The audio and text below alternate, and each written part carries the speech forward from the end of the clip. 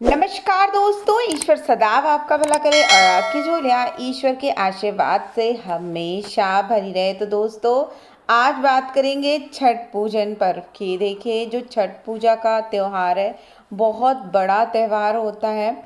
खासकर देखिए, बिहार प्रांत में और उत्तर भारत में तो इसकी बहुत ज़्यादा मान्यता है। छठ पूजा जो होती है वो हर वर्ष कार्तिक मास के शुक्ल पक्ष की षष्ठी तिथि को होता है। दिवाली के बाद हिंदुओं का जो छठ है वो सबसे बड़े त्योहार में गिना जाता है। इस बार जो छठ की पूजा है वो नवंबर में 20 नवंबर यानी शुक्रवार को है। उत्तर भारत और ख़ास तौर से बिहार, यूपी, झारखंड में इस त्यौहार को बेहद खास महत्व दिया जाता है। इस त्यौहार को बहुत प्यार और उल्लास के साथ मनाया जाता है। इस बार जो छठ पूजा का जो पर्व है, चूँकि उसमें हमेशा ध्यान रखना होता है कि 2-3 चीज़ें होती हैं। षष्ठी से पहले चतुर्थी तिथि को ही नहाए खाए होते हैं, अर्थात उस दिन जो माताएं होती हैं वो नहाती हैं और कुछ विशेष रूप से जो पकवान बनाए जाते हैं उन्हें खाती हैं। फिर पंचमी को लोहंडा और खरना होता है और उसके बाद ही षष्ठी तिथि को छठ पूजा होती है। और छठ पूजा वाले दिन जो सबसे विशेष होता है उसमें सूर्य देव को शाम का अर्घ्य अर्पित किया जाता है और इसके बाद अगले दिन सप्तमी को सूर्योदय के समय में उगते हुए सूर्य को अर्घ्य देती हैं और फिर माताएं पारण करके व्रत को पूरा करती हैं। बहुत कठिन व्रत होता है लेकिन बहुत ही विशेष होता है। माताएं अपने जो संतान होती हैं उनके लिए इस व्रत को करती है और ये बहुत ही विशेष होता है।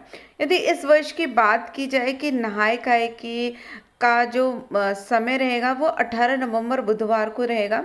इस सूर्योदय सुबह 6:46 से सूर्योदय के शाम 5:26 तक इसका समय रहेगा। अगले दिन लोहंडा और खरना जो है छठ पूजा का दूसरा दिन होता है और ये जो इस बार पड़ेगा वो जो लोहंडा और खरना है वो 19 नवंबर को दिन गुरुवार के दिन रहेगा और इस दिन जो उसका शुभ मुहूर्त रहेगा वो सूर्योदय 6:47 से लेकर सूर्यास्त शाम को 5:26 तक होगा। तीसरा दिन जो होता है मुख्य रूप से जो छठ पूजा का दिन होता है जिस दिन संध्या अर्घ अर्थात सूर्य देव को शाम के समय जल दिया जाता है, उसका जो मुख्य समय रहेगा और दिन रहेगा वो रहेगा 20 नवंबर। और इस दिन जो सूर्योदय रहेगा वो 6:48 पे होगा, सूर्यास्त 5:26 पर होगा। छठ पूजा के लिए षष्ठी तिथि का जो प्रारंभ है वो 19 नवंबर को रात 9:49 से माना जाएगा और 20 नवंबर को 9:29 तक है।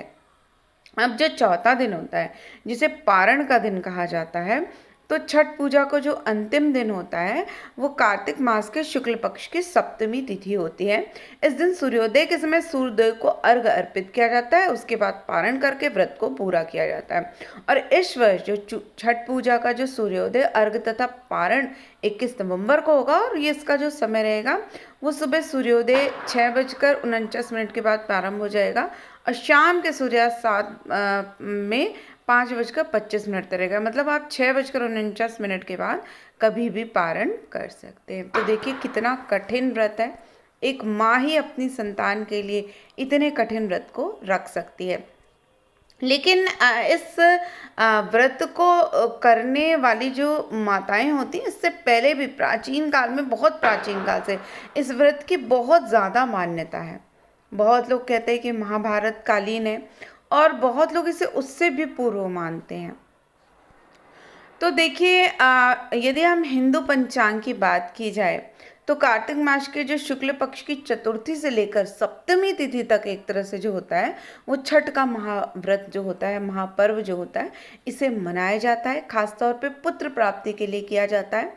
लेकिन अब विशेष रूप से देखिए, पुत्र हो या पुत्री हो, हाँ सभी हमारी संतान है। तो संतान आप कह सकते हैं कि संतान की उन्नति, सुख, समृद्धि, उसके आयुष्य के लिए माताएं इस व्रत को करती हैं। इस व्रत में माता छठी की पूजा की जाती है।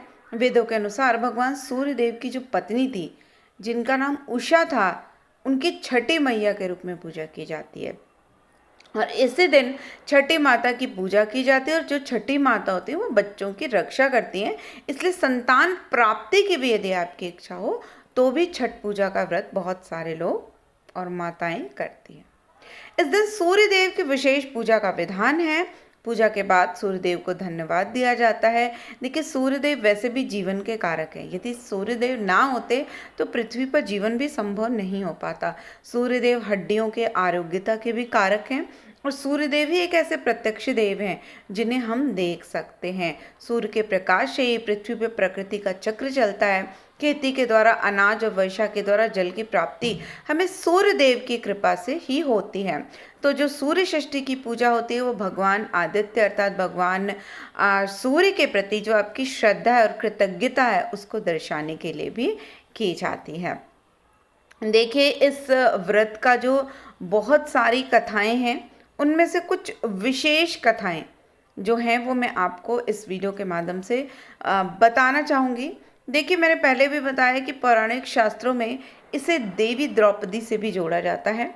मान्यता है कि जब पांडव जुए में अपना सारा राजपाट हार गए थे तब द्रौपदी ने छठ का व्रत रखा था और द्रौपदी के व्रत के प्रभाव से पांडवों को अपना राजपाट वापस मिल गया था। और इसी तरह छठ का व्रत करने से माना जाता है कि लोगों के घरों में समृद्धि सुख आता है और जीवन की जो भी नकारात्मकता है या बीमारियां हैं वो भी धीरे धीरे कम होती हैं। एक और विशेष पौराणिक मान्यता के अनुसार लंका के विजय के बाद रामराज की स्थापना के दिन कार्तिक शुक्ल षष्ठी को भगवान राम और माता सीता ने उपवास किया और सूर्यदेव की आराधना की और सप्तमी को सूर्योदय के समय पुनः अनुष्ठान करके सूर्यदेव से आशीर्वाद प्राप्त किया और तभी से माना जाता है कि छठ पर्व की शुरुआत हुई। लेकिन इन सब से भी ऊपर एक बहुत विशेष कथा है जो राजा प्रियवद की कथा है जिसके बारे में मैं अब आपको बताऊंगी। तो इस कथा के अनुसार राजा प्रियव्रत की कोई संतान नहीं थी। तब महर्षि कश्यप ने पुत्रेष्टि यज्ञ कराकर अपनी पत्नी मालिनी को यज्ञाहुति के लिए बनाई गई खीर दी थी।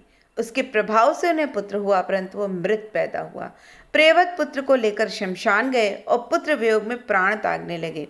उसी वक्त भगवान की मानस कन्या देवसेना प्रकट हुई और उन्होंने कहा कि सृष्टि की मूल प्रवृत्ति के छठे अंश से उत्पन्न होने के कारण मैं षष्ठी कहलाती हूँ। राजन, तुम मेरा पूजन करो तथा और भी लोगों को प्रेरित करो।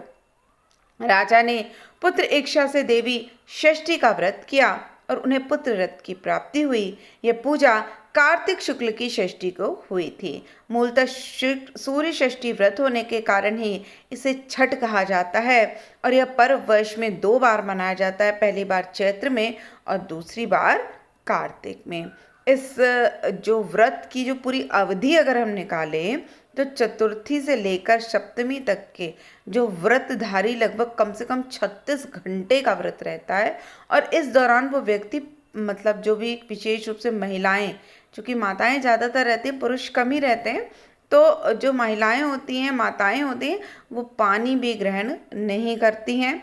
छठ पर्व बांस निर्मित सूप, टोकरी, मिट्टी के बर्तनों, गन्ने के रस, गुड़, चावल और गेहूं से निर्मित प्रसाद और सुमधुर लोक गीतों से युक्त होकर हमारे लोक जीवन की भरपूर जो मिठास है उसका प्रसार भी करता है। तो कह सकते हैं कि जो ये व्रत होता है ये अद्भुत होता है। इस व्रत के प्रभाव से व्यक्ति की जो संतान होती है वो जीवन में उन्नति प्राप्त करे, इस आशा के साथ, इस पूर्ण रूप की श्रद्धा के साथ जो माताएं होती हैं वो इस व्रत को करती हैं। छठ देवी भगवान सूर्यदेव की बहन भी मानी जाती हैं, जिनकी वजह से ये जो छठ का त्यौहार होता है वो किया जाता है। इसमें शाम के समय नदी में कम से कम अपने शरीर के आधे हिस्से में जब आपके पानी हो जाता है फिर इसमें सूर्य को अर्घ दिया जाता है। इसीलिए जो व्रत होता है, चूँकि 36 घंटे व्रत रखना और उसके बाद नहाने के बाद स्नान के साथ अपने शरीर को पानी में आधा रखने के बाद जब इसका अर्घ दिया जाता है तो निश्चित रूप से कठिन व्रत है लेकिन बहुत ही शुभ और उत्तम दायक व्रत है। इस दिन आप यदि मंत्रों का जाप करना चाहें तो ओम घृणी सूर्याय नमः या ओम घृणी सूर्य आदित्य या ओम ह्रीम ह्रीम सूर्याय सहस्त्र किरणाय मनोवांछित फल देहि देहि स्वाहा या फिर ओम सूर्याय नमः, इसका 108 बार जाप भी करें तो भी इसका बहुत ज़्यादा फल मिलता है। और इसके बाद आपको क्या करना है कि अगले दिन जिस दिन आप पारण करें उस दिन कोशिश करें कि गरीब लोगों को कपड़े, भोजन, अनाज, खासकर आटे और गुड़ से बनी हुई चीज़ों का यदि आप दान करते हैं तो इसका बहुत ज़्यादा शुभ प्रभाव आपको देखने को मिलता है। तो दोस्तों, आशा करती हूँ आपको एक छोटी सी जानकारी छठ पर्व के बारे में देने में मैं सफल हुई होंगी। आशा करती हूँ कि आपको हमारा ये वीडियो पसंद आया होगा। यदि वीडियो पसंद आया तो कृपया इसे लाइक करें, शेयर करें और प्लीज़ सब्सक्राइब करना ना भूलें। तो फिर मिलते हैं, तब तक के लिए दोस्तों नमस्कार।